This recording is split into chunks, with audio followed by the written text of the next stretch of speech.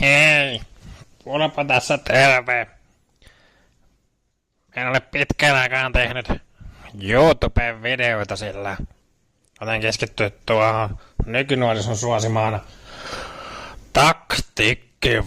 TikTokkiin vai mikä se on. Eli alkuun näin sautautti, jos teitä kiinnostaa oikein hassuhauskat videot, ettekä pysty keskittymään 10 sekuntia pidempään, niin ladatkaa TikTok-sovellus ja sieltä Pulpo TV.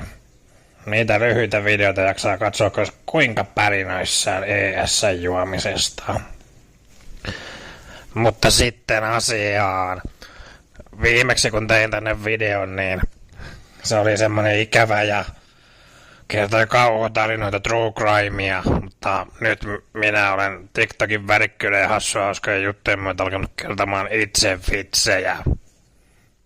Tämä ensimmäinen vitsi kertoo lentokoneesta.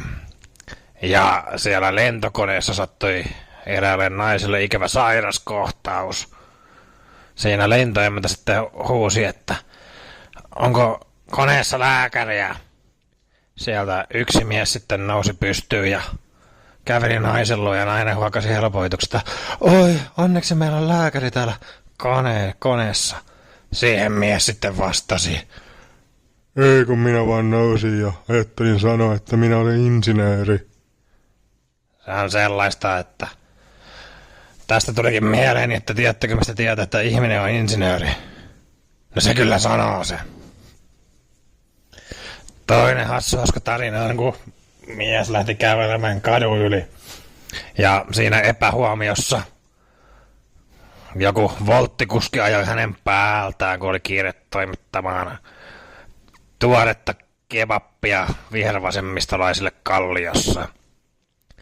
Niin siihen onneksi ensiapu saatiin nopeasti ambulanssin muodossa ja ahkerat ambulanssihoitajat alkavat tätä miestä elvyttämään. Ja mitä sanoivat, että ei, tämä on aivan toivotonta.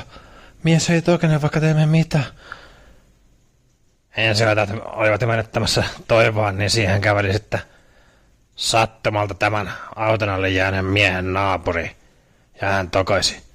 No mutta, sehän on naapurini Kalle.